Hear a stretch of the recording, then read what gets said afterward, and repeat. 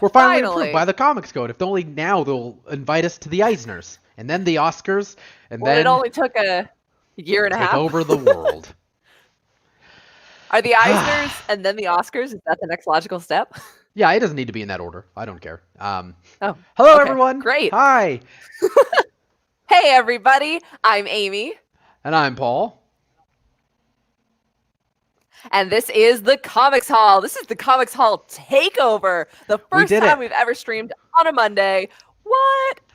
So exciting. Yes. Today is Monday, August 16th. There are no new comic books today, but that doesn't mean we don't have things to talk about with you guys. Please don't start with the comic book news so quickly. There'll be comic books tomorrow because DC releases on a Tuesday, but that's not what we're here for today. We are here as part of Sideshow's Comics Haul Takeover this week. We're bringing it back to the four-color roots, bursting out of the panels, taking you guys back to some of your favorite comic book properties, some of our favorite comic book properties. And so in celebration, the Comics Haul gets 3 special broadcasts this week. I mean, all the broadcasts this week are very special. We love them all equally, but Paul and I get 3 specific special broadcasts, and we're going to be bringing you guys tons of fun content. So today, while there aren't any new comic books today, a lot of you guys probably heard of a little holiday called Free Comic Book Day that happened this weekend, and we wanted to recap some of our favorite books, some of your guys' favorite books. There was a big old celebration of this over in Local Comics Society, which is our official Facebook group, where people were posting their hauls for the weekend. Super, super fun. If you guys went to a Free Comic Book Day event, shout it out in the comments. We want to hear what you guys got. Shout out your city. Where are you watching from? Any cool signatures? The area code or the 805? That's where we are. 805. I don't know that many area codes. 323? I'm tapped 310? out. And I know what's the one that Rey Mysterio used? The wrestler. 619, I think. Or if you're in area code 616, if that's a real thing, or the Marvel Universe. But anyways, if you guys went to an event, tell us what your store did. Were there cosplayers? Were there autograph signature signings? Were there cool sales? I had cool sales. I picked up a lot of books, which now means my to-be-read pile is even bigger, but that's what we do. Congrats. So I'm gonna get started by, I just want to show you guys, my local store was very generous. They let us have one of each book if we wanted. Yes. So I wanted. And there were some of last year's books that I wasn't able to get either. So I did get the X-Men and the Vox Machina from last year. But this year, I mean, nice. One of the biggest ones, of course, was King Shark. We had Avengers, we had Spider-Man, we had House of Slaughter. There was full first issues for the Vault Comics Vampire the Masquerade and Bountiful Garden from Mad Cave, which you guys might have heard about earlier on our show or before on our show. And then there was a sale on stuff. So I was able to get 4 trade paperbacks that I've been meaning to read. Something is Killing the Children, Volume 2. I got Villainous from Mad Cave Studios. I got Heathen from Vault Comics. And then I got American Vampire because I've never read that one before. Oh, it's so good. Oh, man. I'm very excited. Yeah. I don't know how many times I've brought up that book on our show in the 100+ episodes. But I thought it was about time. Yeah, me and Amy go to the same shop, but they have 2 locations. We go to different ones. So my Free Comic Book Day was very similar. I realized my books are over here. I actually didn't get that many free comic books. Just because you just have to go off screen to get them. Yeah. I just have to go, oh, there we go. Thank you, Alex. So that was my pool for the week. I picked up Defenders finally, which I'm so excited for. That's the Deadpool cover. Avengers, Batman, Bountiful Gardens, Enter the House of Slaughter, and of course, King Shark. Of all of these, King Shark was the first thing that I read. Oh, and those ones on the bottom, Batman 89, Fantastic Four, Silver Coin, and Daredevil. Those are my weekly pool. But I read King Shark first. Did you read any of them? Hey! I've read a couple in the comments. We've got Justin Birch. Hey, I worked on Bountiful Garden and Vampire the Masquerade. Dude, what? If I'm not mistaken, are you a letterer? You're a letterer, Justin Birch. Hi, welcome to our show. Hey, Justin, welcome. I'm a huge fan of Vampire the Masquerade. That is one of my favorite comic book series currently that I think nobody is talking about, or not enough people are talking about. Love that one so much. And Bountiful Garden is wonderful. I did get to read a few of them. I mean, obviously, I went back through Vampire and Bountiful, and I have read those. Yes, Justin Birch is a letterer. That's awesome.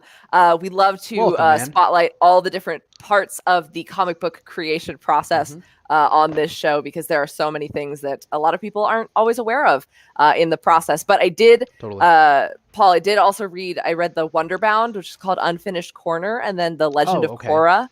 I flipped through right. Vampire and Bountiful, and then I haven't done the Mighty Nine yet, but that one's the Okay. next one on my list. Yeah, there were quite a few books out this year from a lot of the independent publishers. I felt like more so than normal.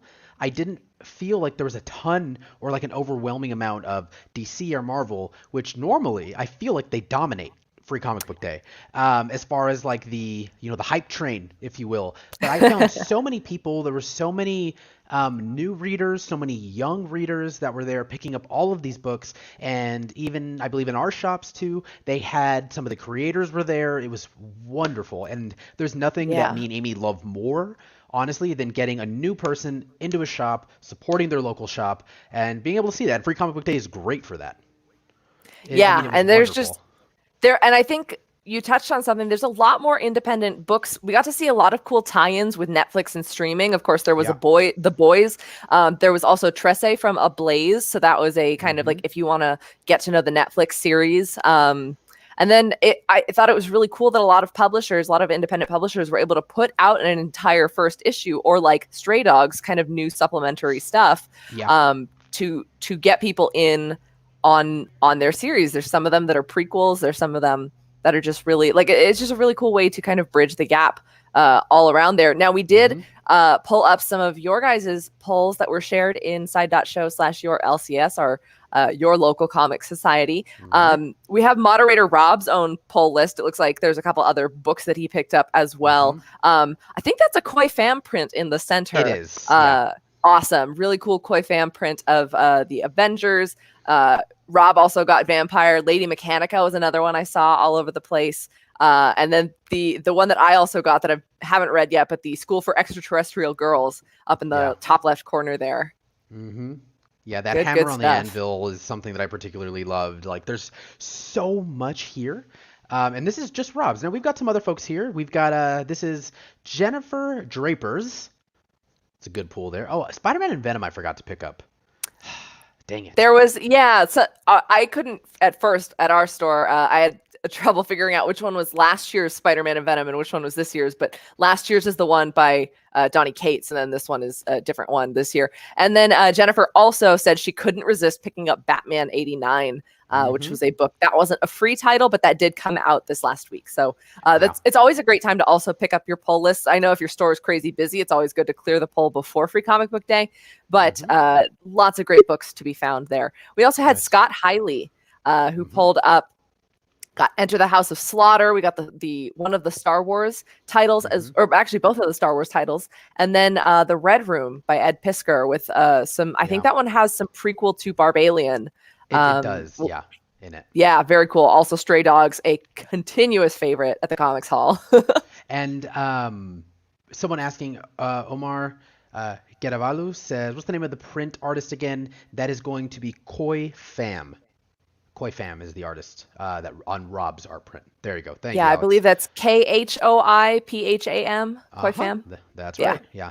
I love the way that he draws Doctor Strange. Man, personally.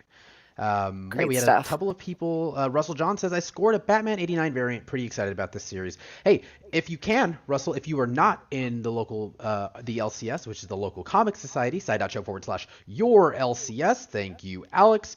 Share some pictures. Let us know if you guys are not in the group yet. Join the group, share some of these incredible photos, and let us know what you guys picked up. What are you reading? Again, if we're just meeting you guys, welcome. Hello. Alex, I think we have a couple of more pictures that people have submitted. We've also got Cherie Eileen. Sorry, AJ Agrusa says my poll wouldn't fit in a single picture. I have issues. Yes, nice. I think you're in good company, AJ. And by the way, we do have our awesome moderator Alex Aronowitz producing the show. I think I forgot to introduce him up top. I'm sorry. Everybody say hi to Alex. Marsha. Shari, also with the vampire. The bearded incentive variant, yeah. The bearded incentive variant. Only one in every 50 moderators. 1 in a million, Amy. 1 in a million. Oh, good save. Right. Yeah, and then we've got that Batman. And then it looks like Shari also picked up the X-Men from last year. And it looks like the Under the Moon, I think that's the DC Inc. Catwoman story, also from last year. Yeah, so it was a cool mix. A lot of stores got the books for last year, but they didn't have a special event to put them out. So some of them might have held on to them for just this special occasion. Mm-hmm. We've also got Krista. Thank you. Mm-hmm. Krista. Sorry to cut you off there. No problem. With I was going to say, you know, one of the great Vampirella, the R.L. Stein. R.L. Stein. Trace, who Trace. Yeah, Trace. He's having a bit of a renaissance right now, which is great. One of the things that I did love about this Free Comic Book Day is we're sort of starting to get the ball rolling on all of that new Star Wars: The High Republic content. I think when it was officially announced, they were like, yeah, we have a novel coming out. Of course, we have a series and a young and a YA, a young adult sort of series. And they're like, yeah, we might have some stuff down the line. Like, this is the stuff down the line. Like, it is starting to expand if you are reading Star Wars: The High Republic. So this is really where it starts. So that's great. Lots of good stuff going on there. And then we have Tyrone Peake Jr. with even more titles. I love seeing how a lot of people have similar ones. I mean, the Batman's a must, or the King Shark, or the Spider-Man. But then we've also got Judge Dredd, Blade Runner, and then Black and Cal Exit from Black Mask as well. Yes. Yeah, love to House see of Slaughter. Like you said, the similarities. Everyone's like, well, I gotta have Batman, gotta have House of Slaughter. But I'm picking up Blade Runner and Judge Dredd. I didn't even see Judge Dredd there. There was a lot of books. There were a lot of books. Yeah, there were some that is just all over the place. But depending on what your store let you do, if they had a limit or you had specific ones, very interesting to see which one people prioritized. Lots of great stuff. And then there was a picture of my pull in there, but I got to show you guys mine as well. So that's my stacks, and the other half has the trade paperbacks I picked up. Stacks on stacks, Chase. Stacks on stacks. You know, I had to get me my Mighty Nine. That was my one fear. I'll be completely honest. I slept in a little bit on Free Comic Book Day. I'm not strong enough to get to the store at 7 a.m. and wait in line like everybody else did before opening. So I was really afraid that some of the books were going to be missing, but our store stocked up. There wasn't a single title missing when I got there in the afternoon. Yeah, and also thank you to a couple of people, 3 or 4 of you who did PM me over the weekend and said, hey, they'd said our phrase, Amy, was that, hey, because the books are free for you, they're not free for the shop. So like, oh, I went in and I bought other stuff. Yay! Because they're like, I wasn't aware of it. So thank you guys so much for taking that to heart. One of the things we like to mention, carry this over to next Free Comic Book Day, and even when you go in and get your free comic book. Carry it in your heart. Yeah, for forever and always. That Free Comic Book Day is free for you, but not the shops. They still have to pay for those books to be able to give them to you. So that's why you see all these crazy events happening, giveaways, raffles, all manner of things. So we affected 4 people. And that's good. That's good enough for me. So that's enough for this year. We had a lot of I had a lot of fun. I think I had texted Amy and I was just like, dude, I'm in line. I was in line for like an hour and a half. And me being an idiot, I was like, I'm just gonna go pick up my pool and try for a few books. And I went at like an hour after it opened, and I was like, I should have known better. I was in line for maybe about 45 minutes by the time, because I got there a little later in the afternoon, but nothing was funnier to me and sweeter than hearing the kids around me in line asking their parents about comics. And I know that there were some signings at my store, and so one of the kids was like, why did that man write on that comic? And the dad was trying to explain to him, well, you know, it sometimes it makes the book worth more because you got to meet the person who created it. And he's like, okay. But like, you could tell the kid was like so not into the idea of somebody drawing on his comic. It was so funny. Oh, wow. Yeah. So good. Like, yeah, pass. And a couple of things for someone for some reason, I've been asked 3 times. This is the Sideshow premium format from a couple of years back. And also, as far as the giveaways go, we'll announce the winner privately. So we're not going to announce winner on the show. Just because you haven't heard anything doesn't mean something's wrong. Promise, you're all good. And again, on the front of the books aren't free to the stores. I mean, they got to pay for the shipping to get the books. I think the books themselves also cost a nominal fee. So who knows what it is, but as long as you're going in and you're picking up a little something else in exchange, then everything is perfectly balanced, just like Thanos said it should be. As all things should be. All right. Well, we've got some comic book news that we've got to get to. We got a whole rest of the show going on. No, it's not. I know they're like, look, Amy and Paul, we'll give you guys a couple extra shows this week, and we're like, great. And then we just turns out we need even more time. What if we take your 3 hours and split it up for everyone? Take the 3 hours and put it over there. But yes, moving on. If you guys want to continue talking about Free Comic Book Day, please just hit us up in your local comic society, side.show/your LCS.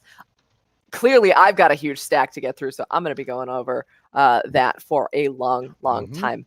But we have some comic book news this week. That is correct. Let us start off with, I think, one of the most surprising and fabulous stories of Danny DeVito writing for DC Comics. Officially writing with DC Comics. So there is an anniversary special coming out called Gotham City Villains Anniversary Giant #1. This is the official look cover. At that cover. I don't know if this is because this was from Dan Mora's Twitter account. Now Dan Mora specifically I'm mentioning because he will be doing the story with Danny DeVito. So he is the artist and Danny is writing that book. And this is the Lee Bermejo cover. Very excited for this. It's a celebration of all of the villains in Gotham, as a lot of them were sort of in that renaissance where they were all sort of created around the same time. So the Penguin, it'll be in the end of November, I believe, is the 80th anniversary. And so this book comes. Oh, I didn't get a date for when this is released. I think I just found that it said November at some point. Yeah, I don't know if they gave the exact date, but November solicitations for the companies are coming out now, and this was one of the headliners. So yes, Danny DeVito is going to be tackling a Penguin story. Yes. I can't wait. I really want to see more Penguin like bombs. Like that's all I ask for, Danny DeVito. More Penguin bombs, please. And I just want to I want to see him using like Penguin laugh onomatopoeia. See what sound he devises for the Penguin's laugh. I would like to be in that room with them, and someone who's been working with Danny for years, and they're just like, oh, is he practicing for the Penguin again? He's doing a lot of Penguin, barks. What do penguins do? Chirp? Squawk? No, it's not barks though. Are you sure? I'm not a penguin scientist, so I couldn't say. But that'll be coming at you in November. Super excited. Yes. Staying in the realm of DC Comics, but in a more fantastical realm, we've got the next Tom Taylor project, a maxi series called Dark Knights of Steel. I know I am all over this one. This is the story of Kal-El being deposited into medieval times. His escape pod from Krypton leaves him in the medieval world. We're going to meet again the Dark Knights of Steel. We're going kind of Game of Thrones DC Comics, and I'm super into it. Yeah, I'm very stoked. Tom Taylor had said in an interview that he's like, oh, while I was reading about Superman, I was also reading Lord of the Rings. So he's taking a lot of inspiration from Tolkien and how that's going the great, sort of like the threat, the greater than all type of vibe that he's going for that. I'm very excited. This is its own, for lack of a better word, Elseworlds project, which means something entirely new with DC Comics. But it's its own thing. So you could just jump right onto that and enjoy it, much like his Deceased universe and his Injustice universe or any of the other various incredible things he's created. So Dark Knights of Steel, Tom Taylor, and Yasmin Putri doing the art. And such an incredible team. And with that, sorry, I brought it up on accident here, but we've got some of the preview pages that were shared here. We've got one, boom, right there. Alex, boom, right there. No, there we go. There we go. Wait, you can't see me, but after my last mistake, I was like, I'm gonna pause for a little bit before I put the wrong picture up. Oh, good, very good. So this is just one of the 3 preview pages they've allotted. Again, this is just the art that you can expect from Yasmin, some of the interiors. I didn't get who was doing the coloring, unfortunately, but the coloring is beautiful. And we've got another one, number 2, and that's a good little silhouette of the Dark Knight himself. And lastly, we get a look at some of the other players in this, which of course is Clark Kent and Alfred. So this is the 3rd preview that we've got here, as you can see, and it's sort of a play apparently on Superman landing in this super dignified royal town and Batman not happy about it. So turning that sort of frictionless relationship that they have and putting it in a medieval setting. I'm so excited. I mean, very excited. I want to run this as a D&D campaign now. So It'll happen. that's where you guys knew my mind was going. And then we've got a couple of other just brief pieces of news this week for our manga fans. We've got the renowned Japanese filmmaker Shinosuke Sato, who's going to be directing. He has signed on to direct the live-action adaptation of My Hero Academia for Legendary Entertainment. This will be his English language debut with this film, but he has previously done I Am a Hero, Kingdom, and Alice in Borderland. And of course, if you're not already reading My Hero Academia, but you are a huge fan of Cape Comics, it is a logical step over. Just an amazing, one of the most popular manga titles in the world right now. In a world where 80% of the population are born with powers called quirks, and then there are a select few who are powerless. There's professional heroism, professional villainy, and schools to learn how to control your quirks. So, and then we follow, of course, Izuku Midoriya, or Deku, who is born with no quirk, but he's going to learn to become the greatest symbol of hope in the world. So I'm really excited. I'm cautiously optimistic for a live action adaptation of this. Shinosuke Sato has a great history of adaptations behind him. So that will be, I think that'll be pretty cool. Yeah. Yeah, it seems like it's in good hands. Yeah. Those things are always a little tricky with adaptations, video games, comics, those types of things. But Legendary is coming out strong and doing a lot of good work. And they've also got a couple of other comics projects spinning with them right now. I mean, Bitterroot and other projects. So I have faith. I just want to see everybody's favorite comics adapted to film, and it'll be beautiful. And then just I believe this was just announced yesterday or today. Brian Michael Bendis is moving his Jinx World imprint from DC to Dark Horse. So there's going to be a new publishing deal. There's going to be reprints or new releases for some issues of like Torso, Jinx. What are the other ones? Powers, and then Murder Inc. I believe. Murder Inc. Yes, and then he's going to have an entirely new series with Stephen Byrne, and I believe that's called Joy Operations. And so we're going to see a lot more from the kind of independent side of Bendis's publishing there. I don't know the exact reason for the switch from DC to Dark Horse, but it still means more comics for us. So that'll be very cool. I'm glad that Bendis is getting to do what he wants where he wants. I mean, he's kind of in that upper echelon of names where no one's going to tell him no. And in the article, you're not going to tell the guy who made Miles Morales no. No, absolutely not. And he's sort of a prolific name. Not sort of. He is a prolific name in comic books and is attributed to so many. I mean, even with Jessica Jones, just so many various things that he's done. It's nice to see him sort of step back and recreate an entire new world. And I'm not familiar with Jinx World. I don't know if I've read any of those other than Powers. Maybe I've read Powers, but I'm curious. Some of the other ones that I believe were produced with DC were he did Pearl, which was like a Yakuza story with Michael Gaydos, and then Cover with David Mack. That was the kind of spy thriller. I believe those were kind of the two premier ones with the DC lineup. So yeah. But it's definitely, they're not as mainstream as some of his Marvel and DC work, but they're still great stories, especially if you like his writing style. So there is a lot of comic book news going on, but those were the four kind of headlines for today. But we do have stuff to jump into as you guys are here. I'm interrupting you now because I just want, there's a comic book Easter egg, and JJ Joe found the comic book Easter egg. He scanned the barcode, and it's for Amazing Spider-Man number 344. So go JJ Joe over on Twitch for the comic book Easter egg. I'm out again. Nice. Boom. Nice.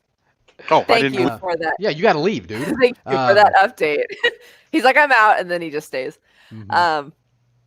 But so this is a strange day for us. Of course, as we said, we've never broadcast on a Monday before, and we've never been given enough power to have multiple shows in 1 week. So we wanted to figure out how do we fill out a whole week of comic book content for you guys? Well, Paul and I mentioned that we love seeing people go to their stores, learn new things about comics, maybe learn a little bit more about the people who create your comics, learn a little bit more about the inner workings of things like Free Comic Book Day, but also there's a lot of terminology that we just toss out, and a lot of you seasoned pros and collectors are probably well familiar with these things, but we've got a lot of people watching this show right now, and if you guys are joining us for the takeover, if you're kind of new to comics, we always want to make sure that we give you guys the tools to kind of step in, make informed purchases, stand up for yourself at the shelves, and pick some cool comic books, and then you too could have...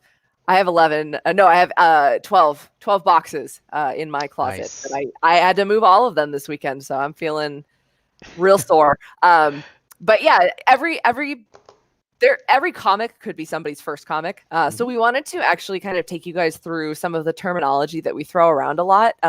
For those of you who are new watching, we're gonna be kind of fun, casual, relaxed fit, as Paul likes to say, as we go through some of these terms that we like to use. And we've also brought visual aids of some of our own favorite books and stuff that may or may not help you in your journey here. So Paul, you want to kind of take it away with going through the anatomy of a comic book So comic book collecting? Let's talk about, so I'm looking at our notes here, Amy. Do you want to start with the book formats? Yeah, let's talk about book formats, because the book is the thing that most people are going to be going into the store looking for. Mm-hmm. And so right up top, one of the things you'll hear us say is a single issue or a floppy copy, which is more fun to say. Now, very easily because put, that's this. Look at that. That's this. Oh, did we both grab King Shark? Oh, nice. All right. You're this way.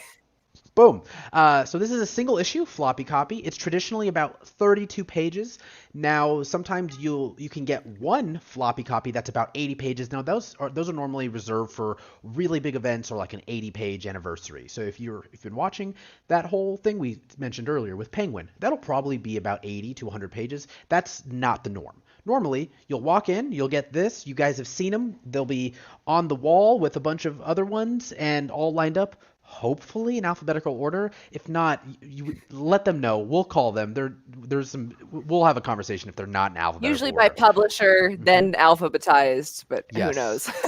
Someone says with 12 pages of ads. It can happen. Depends on the publisher. So it usually turns out that if the book itself physically is about 32 pages, most publishers, you'll get about 24 to 28 pages of story total. A lot of independent comics don't have ads in them, but they do have a couple pages for the back material, which I'm going to, if I can skip ahead, I think that was in one of the other sections, but back material or back matter are when people can write in letters or when they send in fan art or where there's little extra information in the back of a comic book. I don't know if the Free Comic Book Day books have back matter, but I guess some of us technically. In the back of King Shark, we see some advertisements for Batman 89. But this is also where you can like send in letters when they have those letters columns that say send us an email, mark okay to print. I've had letters featured in about 6 or 7 comics. And one of my favorite ones, 2 of my favorites. One, I got into the Mighty Thor #3, the Jane Foster Thor series, after writing to them constantly and hoping to be put in the book. But I managed to get one in the final issue of Sex Criminals from Image Comics. And it was very that's funny. Right. But it was even funnier because they had to trim my letter for space. And so it just made me look really mean because I insulted Chip and Matt. But they said it was a solid diss. So. Oh, good. Yeah. They are, if anything, good sports. So they are. Love those guys. Justin, so obscure. Justin Birch, who's here, he said he's a letterer, said not to be confused with the comic Floppy Cop. Are you referencing that, like that is it Dan Doherty Kickstarter book? That's so weird. I really want to hang out with Justin now. That's such a weird pool. That's great. Justin knows his stuff. Justin knows his stuff. Yeah. So now moving on, we've got another term that you guys are going to hear us throw around a lot. I don't know if I have one around me actually. I guess I kind of. I should put all mine away so I don't have them. I actually do. I have one right here. You want to guess what book it is? Did you say Saga? Oh yeah. Sorry. Not much for guessing. Saga. So nice. It's a book that you should all be reading if you've never read it. It's a great one. It's one of those books that I feel like is so it's almost untouchable as far as being turned into a property. This is sort of my rant corner. I feel like it's like Halo, where people are so afraid to adapt it.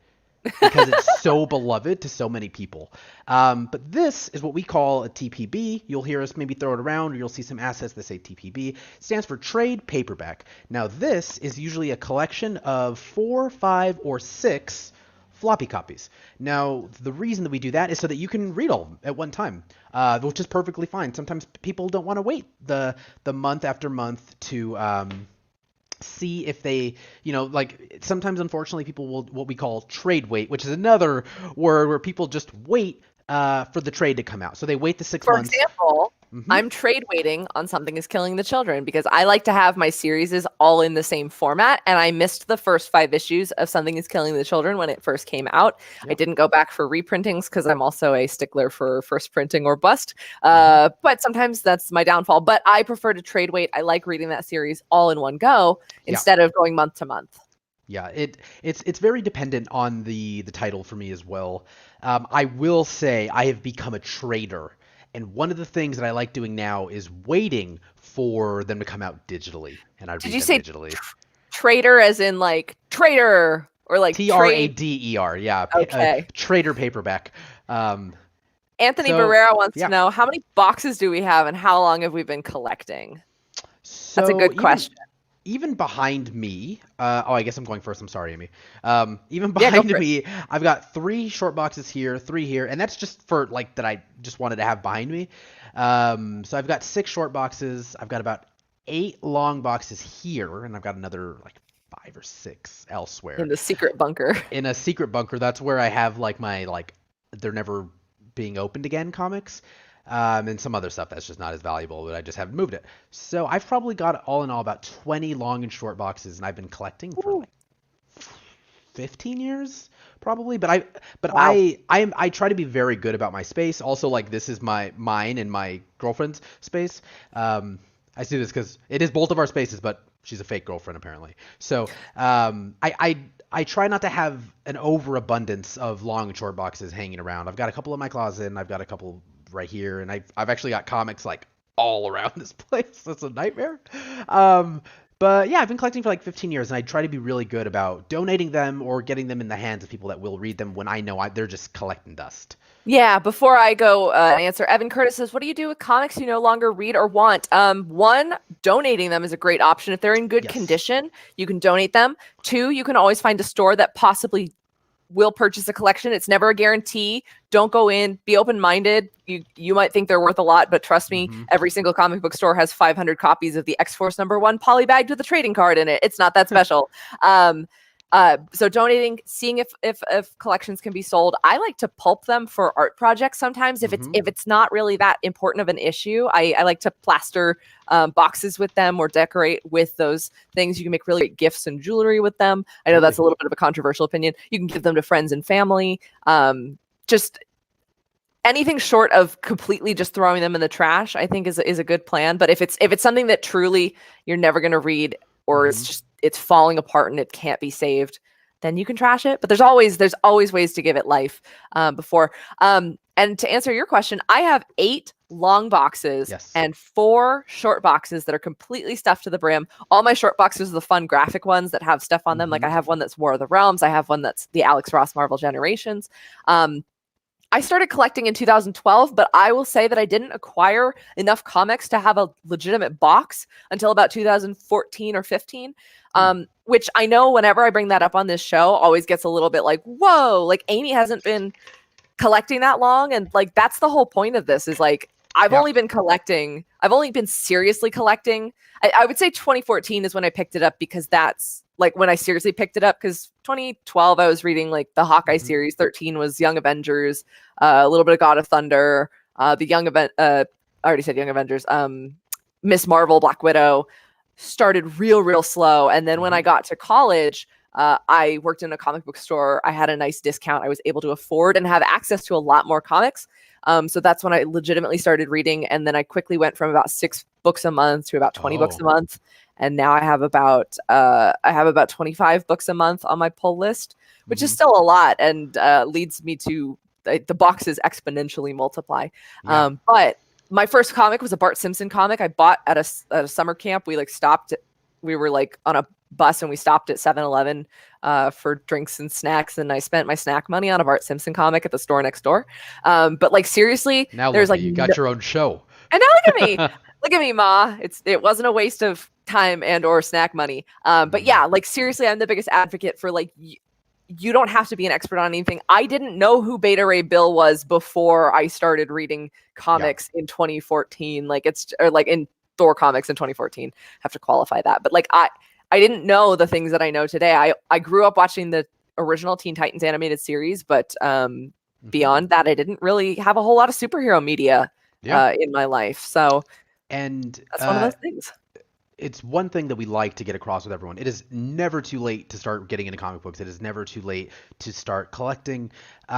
We do just always like ask as an official Comics Haul Muppeteer. I don't know. We gotta workshop that, Amy, what that is. But like, always go to your local comic shop first, and try to see It's another term. Let's throw that one out there. Walk the wall. That's a fun term that we use, and we use it all the time. Where you guys will see there's the entire wall of just the floppy comic books, and just take a gander, walk around, and see what you like, see what draws you in. I can't speak for Amy, but I am of the mind like I am immediately drawn to cover art. So I have an issue sometimes where I'm like, man, the cover art is beautiful, and then the interior art is very different.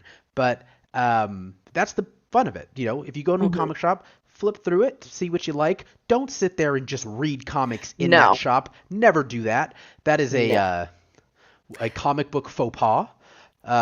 You're not going to want to do that. But we've also, walk the wall, see what you like there. Amy, it's interesting. We got some fun responses here from people saying, someone asking about this event this week. Are there interviews of the authors of these books in this event? We do have some really fun interviews this week. We've got a couple of those. We've got one interview on Wednesday and one interview on Friday. And do we have any books that we CGC'd? We might get into that. We have a segment in a little bit, or we might get into it in the week. But we both have at least one, right? You have at least one? Oh, I actually don't have any CGC books. None. Yeah, and I only have one. I have some rarer books in my collection. Yeah. But no CGCs. Mm-hmm. Yeah. And there's no right or wrong way to collect comics, as I believe, unless you're only collecting them to flip them immediately and making scarcity. Like that's a problem. These should be available. But I'm of the mindset, like, I like to read a book, and books are meant to be read. So when you slab it and you can't open the book anymore, it's technically not a book anymore. It's a really nice piece of collector's art, which is a totally different thing. But for me, like, I would rather gloves and tweezers a very old falling apart copy of a book that I've always wanted to have in my collection versus having it immortalized, because then if you ever want to get it back out, you can't get it back out. Yeah. Now, we do have a couple other terms in this section to go through. We've gotten through like two. I know. Let's knock them out real quick. So omnibus books are like even bigger versions of trades and hardcovers. They're basically the entirety of a series. They'll usually, sometimes a certain series is too long to completely collect in its entirety, but an omni or an omnibus is a massive, massive reprinting or collection. Gem Mint, awesome collector, fan and friend of Sideshow. We had him on our show once to show his wall of omnibus books. Absolutely insane. But those are also usually a great deal. I don't have the exact math anymore, but I will tell you guys, I bought every single issue of War of the Realms individually when War of the Realms came out, all 64 spin-off and main tie-in titles. I spent over $250 on those. The omnibus came out, collected every single one of those books, same amount of pages, $125. So it is a different printing. You're losing the back matter of the books. You're losing all the individual covers, but you are saving money on those omnibus copies. Now, on the flip side, a one-shot is a one-off story. It is an entirely self-contained story. A lot of the one-shots that Marvel and DC do are like the anthology styles, where it's like a one-time book, but it's a one-issue story that you could read in one go. And then, in terms of the length of series, there's limited. You'll hear limited. Limited, again, has a limited run. It has to be at least 2 issues, otherwise it's a one-shot. But usually these are about 5 or 6. But that Chip Zdarsky and Chris Anka joint, that was the White Trees, that was a 2-issue limited series. A lot of places will solicit, if they know ahead of time how many issues the thing will be. An ongoing is if it doesn't have a predetermined end date. Sometimes ongoing books will end at like 8 or 9 or 10. But usually they don't have a predetermined conclusion date. And then on the flip side of that, a maxi series is a limited series, but it has 12 issues. That is the most that any publisher, I believe, has done of a limited series.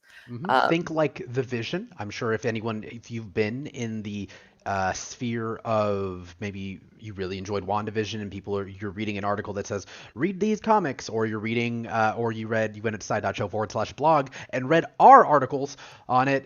One of the main books recommended is The Vision. That was by Tom King. Now that is a maxi series. It's 12 stories, self-containing, meaning issue 1 to 12, you read that and you're done. Sometimes they spin out and they go into miniseries or spin-offs. Usually not, though. I haven't found that to always be true. A maxi series is about 12 issues. What's good about that is it can sort of temper your expectations and really allow you to live in the story for just 12 issues. And the commitment you're making when you are putting these books in your pull list. Pull list. We got to go over that one, Amy. That's a huge thing for subscribing as well, as knowing how many you're getting into. Also, recent examples include Far Sector, Miracle Man, or Mr. Miracle, excuse me. The Lois Lane by Greg Rucka series. I really love that one. But it's basically 1 issue a month for a year. Like, that's a nice little way to think of it. And then OGN is another title you'll hear. It's on the flip side of a TPB. An OGN is a collected edition, a paperback or hardcover, but it is the complete story. Sometimes it's not ever solicited as chapters. Examples of this include Archival Quality, which we talked about on our Halloween show. Just kind of, it tells the whole story in one go. So like a trade paperback, you'll have like volumes 1, 2, 3, 4, 5, 6. OGN, original graphic novel format, is one complete story, usually a little longer than a trade paperback. They're usually a couple 100 pages, or 100 or so. But it is a published one bound, but they're not one shot. and it's interesting, especially with us reading comics for how long we've been reading it now.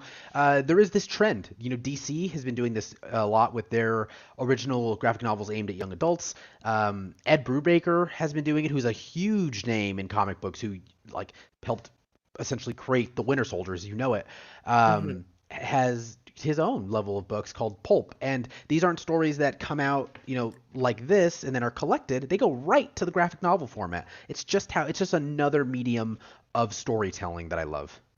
Curry Katsu asks, Comics Haul 101, is this going to be on the final? Yes, and your classroom is the world. To take this knowledge out and use it. And then Anthony Barrera says, I used to work in a comic book shop. It was so cool to be able to get people interested in new books. Paul and I also worked in comic book shops previously, and there is like no better feeling than getting someone to try something. Whether or not they say, hey, what do you like? Tell me something you like. And then you get to share with them, or they say, I like Batman and I'm looking for the next, or I'm looking for something that is like this. And you go, oh, I know which one that is. Just is so much fun. So now let's keep a nice pace for things you'll find inside of the comic. We specifically mentioned a pull list. I think we should also bring that up. A pull list it's also known as a subscription or a box or just a pull, a hold. That is basically the contract between you and a store of what titles. Yes, Amy, I found out a really fun word for pull list that I've never in my years of collecting ever heard before. What? Comic closet. Comic closet? Yeah, it was on Reddit. Someone was just like, oh yeah, my comic closet I'm closing it off. And I was just like, it was like a whole thread of people saying it. Like, what is that? And it was like a Midwest thing. And people were like, yeah, it's what we call it. What do you guys call it? They're like, yeah, my pool or something. Soda and pop. It's like, yeah, it's like soda pop. And I was like, that is very interesting. I'd never, ever heard that term before. They're like, toss this in the comic closet for me. I'm like, that's a fun one. Me too. I love it so much. Love that. Well, whether you call it a closet, a pull list, a hold, or subscription, I joke that it's the contract between you and a store, but it's basically the books that you would like to. It's the catalog of books that you would like to have held specifically. So it could be one book, it could be two, it could be 25 books a month. They all hit at different weeks of the month, but those are the titles that you have told your store, I would like to regularly subscribe to. Now you can take books off of your pull, but when you enter into a pull list, there's kind of this understanding that the store knows you're coming in to pick it up, that you have ordered this book. So they pay for it in advance. They have the stock and they know that you're coming in to pick it up later and pay for your copy.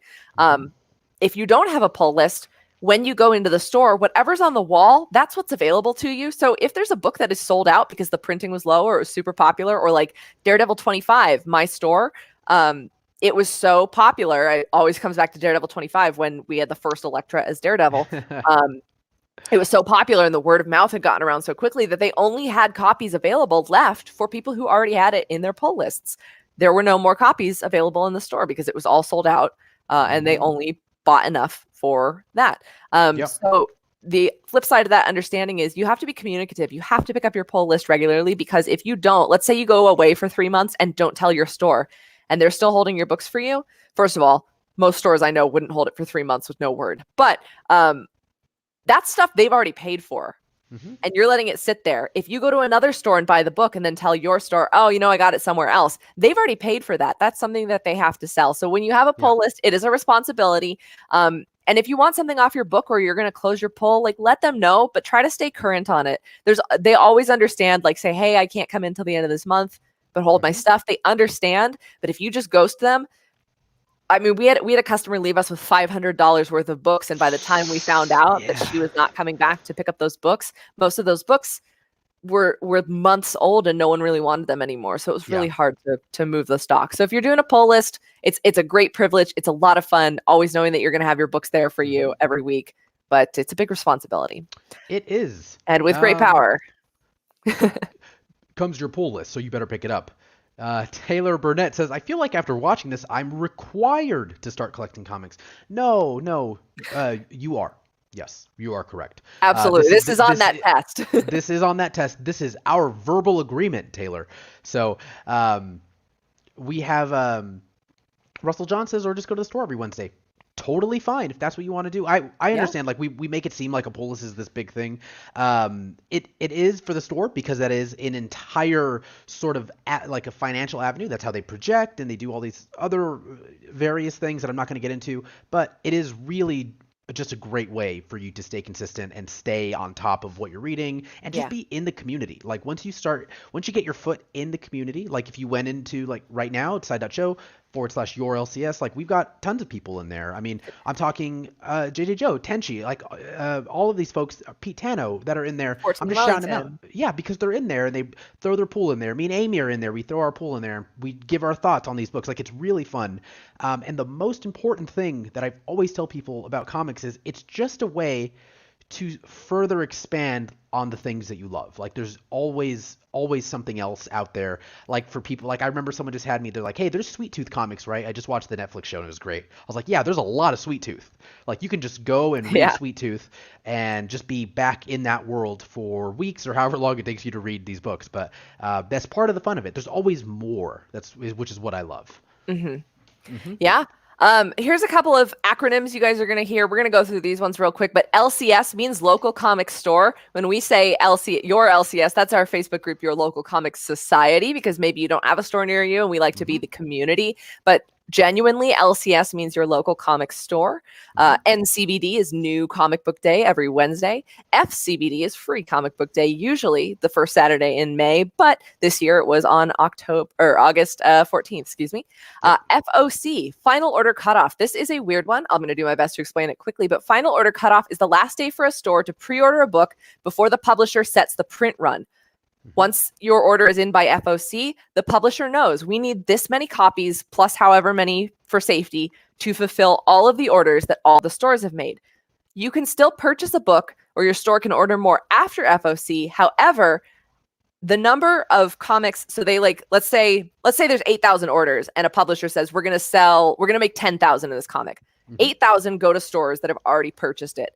Now, if you wanted to get extra or your store wanted to get more, that 2,000, that little buffer, that's all that's left for everybody. So it's not a guarantee, because other stores, if one store comes in and goes, well, I need 500, and some other stores like, well, I also need 500, that extra buffer when they run out of that amount, that's when we get other printings if there's still a lot of demand. But FOC, if you get your order in, your store gets to tell the publisher, like, guaranteed, we need this many. Please make sure that there are this many for us.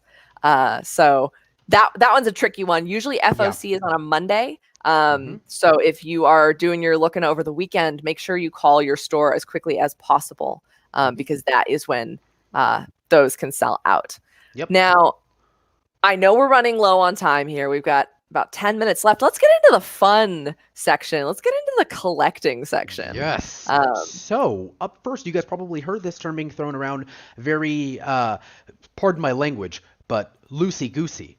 And that term being CGC. Now, that is the comics grading sort of version of, like, basically where you slap, I'm already doing it again, where you put books in this really fine collectible case, and it's called having it CGC'd, where an official company, the CGC, grades it and tells you this book is this many out of 10. It could be an 8.2, 9.3, 1.5, whatever it may be. Now, it is something that Amy had mentioned, that once it's in there, it is not meant to be opened. It is meant to be sort of protected, because there's an entire market. And I'm sure a lot of you probably know more than me and Amy do about CGCing. It's not really our bag.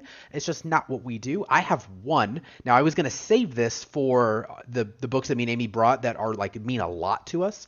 But I'll pull this one up, and I've definitely featured it on the show. But for everyone who has no idea what a CGC book looks like when it's slabbed, and you'll see in a minute why it's called slabbed, this is what it looks like. Come up to the lab and see what's on the slab. New Teen Titans #2. Now, this is from 1980, so from December. The reason I have this is the very first appearance of Deathstroke. Now, this is luckily a very good copy. This is a book that I've been talking about. Like, I always like to say, Amy, I'm a collectible coward. Like, I don't pull the trigger on things ever. But that's clearly, I think I've been inside for a long time, because I'm clearly starting to switch that. But so it's got like an official CGC seal here, and this is the official comic. You can kind of see it in there. That's the back of it. Got that sweet advertisement on the back. It sure does.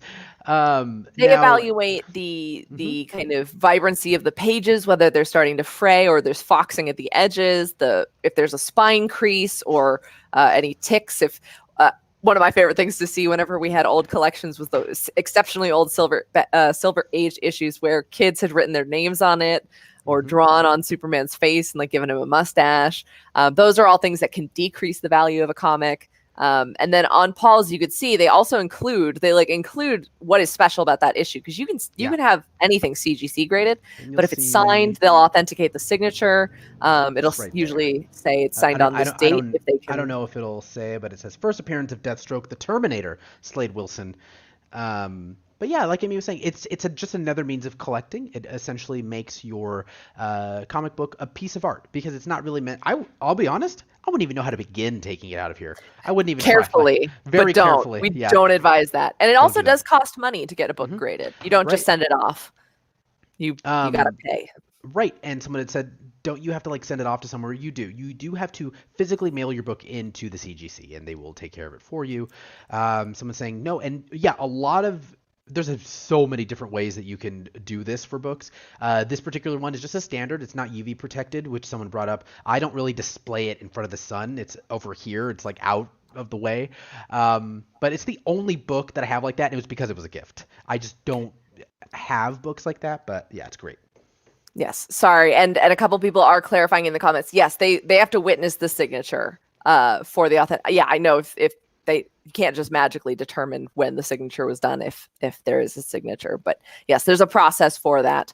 Another term that I want to bring up that I don't think we've ever really mentioned on this show, but I have one. I always forget that I have one. It's called a remark. It's more than a signature, because if you get and sometimes it's spelled MARQUE, but usually it's remark. And that is when an artist draws something, not only signs it, but they draw something on the comic. I have a remarked comic, one of my favorite things. This is from Comic-Con 2009. It means a lot to me, not only because Simpsons were my kind of gateway into comics. My first was a Bart Simpson comic, but this was a Comic-Con my dad took me to, and he didn't know really anything about navigating Comic-Con, but we were at the Bongo Comics booth, right place, right time. I got the Best Radioactive Man event ever, which is actually a pretty thick comic.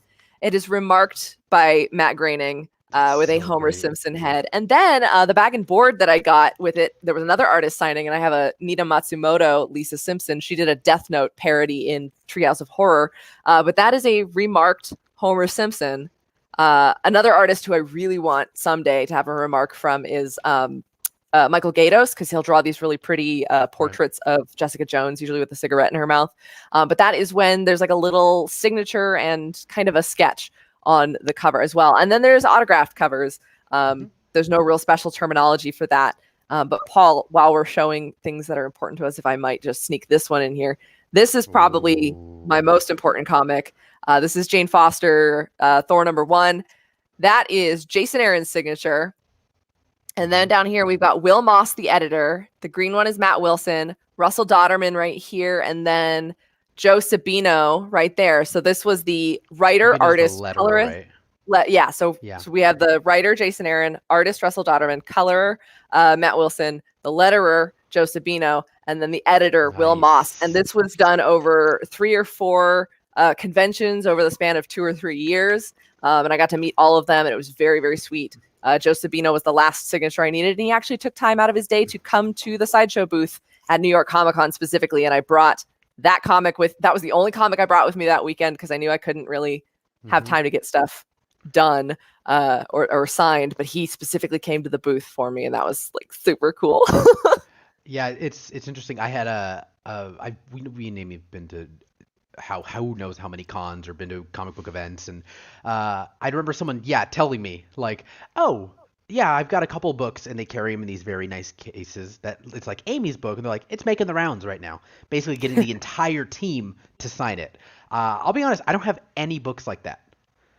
You should. One. I know I should. I have the very first issue of Jeff John's Green Lantern run, which is one of my favorite things, signed by Jeff and Ivan Rice, who was on that book. But nice. Like I don't know. It's weird. I also get really like, I don't want to bother them sometimes, but me and Amy do have a couple of other books that I think we wanted to bring that are special. Now I've got, let's see, how many do I have left here? I've got, of course, this one just because it's one of the books that I remember was the first one that I had read. And I want to pull this one up from Twitch. Lamelnik says, I have a Dennis Bauer remark on my Mort Sideshow comic. That is so cool. Oh, that's insane. Awesome. Oh my goodness. Artist. Yeah. Yeah, he is. He's seriously love that. Dennis, by the way, for people who wonder, he works here at Sideshow. He's on the marketing team. Yeah, he's in marketing. He was the mind behind. He was the mad mind behind Mort of the Dead. That's nice. Not to be confused with Court of the Dead. That's Tom Gilliland, but Mort of the Dead. Sorry. And then Tenchi Misaki has first print Wictive signed by the entire creative team. That's awesome. It's funny you bring that up. What is this that I have right here? I literally had it. It's not signed or anything. But the reason that this book means a lot to me is, one, it's an incredible book that I think I literally am missing just like 2 or 3 issues from it. Let me know which ones you're missing, because I have some duplicates. I have a lot of that series. We'll talk after the show with me. And it's one of the few books that I remember that I had read so passionately that I remember being in comic book shops recommending it left and right. It was like there's so many books that I recommend, like, you would really like this, but this is one of those books that I'm like, no, you have to read it. It's so good. And I remember like the moment of pulling it off the wall and being like, wow, this McKelvey, I think it's McKelvey art or whatever. It's pretty good. Like, I'm sure this book will do well. And then it became The Wicked and Divine. And again, if you haven't read The Wicked and Divine, you can read it. If you have Comixology, get Comixology. I think the first trade paperback, which you guys should know what that means now, is free with a subscription. So you can read the first 6 issues. It's a beautiful book. It's great, but it just means something special to me. It's not signed or anything. Amy, do you have more of your books? Yeah, I do. So one of the next terms we wanted to talk about was key issues. Key is not to be confused with like a physical key. These are considered to be key to a character's run, typically the first appearance of a character or of a new title change. So like that Jane Foster Thor, technically I think that #1 is her first appearance, but she cameos in God of Thunder 25. But usually absolute first appearance. And I have a couple of really significant first appearances here. This one's not a first appearance, but it's considered a key because it was her first solo series. And this one's signed by Jerry Conway. Oh, up here. Nice. Nice. This was, okay, quick story time. I had to reorganize all the back issues in the comic book store that I worked in constantly. All the back issue bins, they made me re-alphabetize them constantly because people were just, picking up books and putting them back wherever they pleased, and all the little corners on our bags and boards were like sticking up, and it's really annoying. I found this smashed in the bottom of one of our boxes. It was $8.99, and I was like, "Does anybody know that this is in here? Like, seriously?" It wasn't signed, right, at the time? No, it wasn't then. Oh, I got okay. it signed at a later event, but it was the issue itself. I'm like, this is a big issue. Like, this is important. So I put that in my box, and I took it. I paid for it, and I took it home with me at the end of my shift. And like nobody knew we had that. But I have the first appearance of She-Hulk. Nice. I have the first appearance of Beta Ray Bill. Of course I do. Nice. I have the first appearance of Squirrel Girl in this weird Marvel Superheroes Winter Special X-Men. First appearance of Squirrel Girl in her absolutely horrifying costume. And then this is probably the rarest comic book I have. I have the first appearance of Hawkeye. Oh, wow. Not amazing condition. You guys can kind of see it's a little funky around the edges. But it is the first appearance of Hawkeye, and I bought it for only $135. It was at my local comic book store. But the funny thing about that was they also had the second appearance of the first appearance of Jane Foster, second issue, Journey into Mystery 84, second appearance of Thor. And I was scrimping and saving to buy that in college. This was before I worked at the store. And I remember going down on a rainy day, and I just saved enough money to get it, and they had just sold the Jane Foster issue. So I said, I've got a bunch of money, and I'm not going home empty-handed. So I was like, I guess I'm getting the first appearance of Hawkeye, like if I have to. So that's how I walked out with that. Oh, that's beautiful. Yeah. Oh man. And so like I don't CGC my books, but I do keep exceptional care of them. I bag and board them. I make sure to switch out any aging bags and boards. I have them in the long boxes. I have a filing system, so I know what's what and what's signed and stuff. Sorry, Tenchi says that's not even the good Hawkeye. If you're talking about Kate Bishop, I also had the first appearance of Kate Bishop. Boom. Of course you do. I think I have that lying around somewhere. I know I've got like some stuff. Like there was a point, I'll be honest, I wasn't reading a lot of Marvel, but I had a buddy who was like super into it, and he's like, "You're definitely going to want to have this book." So I was like, "All right, man." So unfortunately, I was that guy for like a year in like 2013. So the last couple books that I brought they're not like that. They're not like the first appearance of anyone really, but they are books that are really important because they really signified like my love for comic books.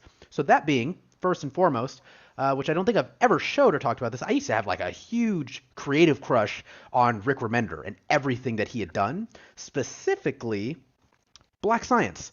I was obsessed with this book, and this is signed by him. Now, I got this at Image Expo, and here's the Ghost variant for it, which they used to do for quite a while. They don't do it so much anymore. This is, of course, Rick Remender, Matteo Scalera, and Dean White on this book. This is a great book that you guys can read. Seriously, it's a ton of fun. It's like an interdimensional horror story as well. It's a lot of fun. But the reason that I brought this book up was it was the first time that Image Expo had happened. I went down to San Francisco and I got it. And I remember standing in line for not hours. It was literally like 25 minutes to meet Remender.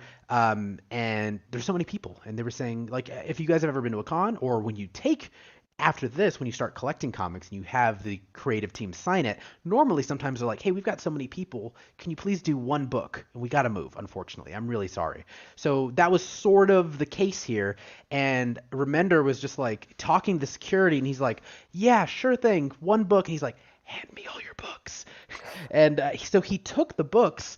And there was a young and upcoming writer, not up and coming, but hadn't really done a lot of stuff on my radar, named Scott Snyder, who I was nice enough to be able to meet there.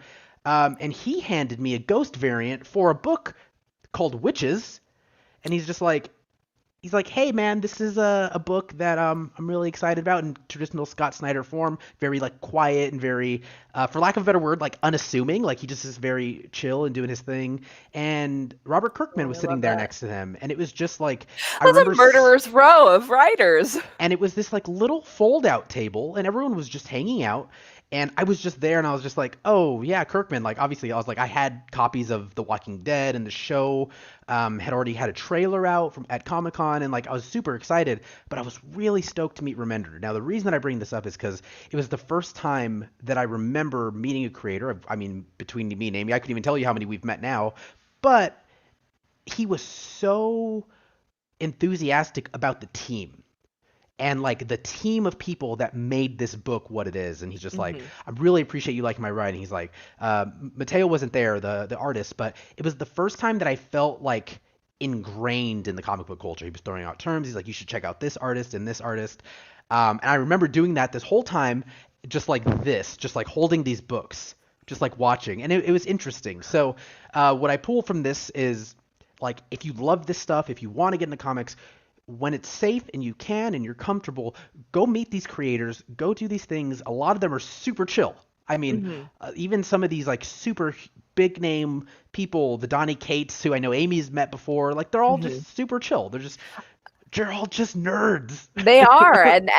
and there may be some times where it seems like, oh, like, okay, the person who's writing X, Y, and Z big name character, like, oh, they probably think they're too cool for school. But like at the end of the day, the people who love their job and remember that this is like this, like it's so much fun. A dream job is still a job. So it's important to remember that they work very hard. Totally random. Never, ever, ever, ever, ever tweet your own ideas for a comic book at these people. Legally, they are not allowed to look at them. You will probably get blocked on Twitter. So you might have a great idea, but if you have an idea for a story, make it yourself. It's really also really fun to make your own comics, but never tweet your ideas at these people. But like, when you get excited about their stuff, they get excited too, because like it is really fun to write Spider-Man. I mean, I don't know personally from experience, but I'm sure it would be. But it's all fun to do these things, and it, especially with independent books, there's a lot of hustle to getting these books into people's hands, getting people like Paul, like handing them this new series and saying like, hey, like check this out, because for an independent comics company, they don't have the luxury of having tons of brand IP behind them or the Disney machine behind them. So like The Wicked and Divine, like they made their own trailers, and there was even like a music trailer for one of their second arcs. But just like there's a lot of hustle that goes into putting these stories out. I saw earlier Rebecca S asked me, what kind of filing and database system do I use? I know that there are official websites, and I'm sure some of them are great. I actually use an Excel document because I like the total control over what I like to do. Weird. And I wouldn't think so. A little neurotic. And I put in the title of the book, the issue number, the publisher, the names listed on the cover of which creators were involved. Then I put any notes, like, is this one signed? Is it a variant? Is it a reprint? Is it a whatever? Then I put the year it was published, the cover price of the book, and the price that I paid for it, because sometimes those are vastly different. I wish that I had paid cover price for all the issues that I have that say 12 cents on the cover, but that is sadly not the case. But that's how I like to do it. I have a massive, massive Excel doc that every couple of months I sit down, I file all my books, alphabetize them, I tape the bags and boards, which I know we say that a lot as well. If you don't know what a bag and board is, it is what this protective little slipcover is, with the white hard backing on it. These come in different sizes. There's magazine, there's current size, there's different brands and stuff. So you want to find the best materials for your books. But those are the protective slip covers. So if you accidentally spill something all over your box, like I did last week, then all the books stay dry. And full disclosure, yes, I accidentally knocked over a full glass of water over my table, spilled onto a long box. That's why we put our books in protective casing, kids. It's funny. JJ Joe asked, do you ever put two books in one bag and board? It depends. I usually don't, but for whatever reason on this Wicked and Divine, I definitely did. I sometimes even realize do that until too. Right now that I didn't do it. But that's more for space sometimes for me. But essentially, we actually had like a whole other half of our show, guys, that we didn't even get to, but we're going to carry that over into Wednesday. But, we don't feel so bad. You know why? It's our week. It's our week. We can do what we want. Call room service and order a pizza. I'm having licorice hot dogs. That's what I'm having.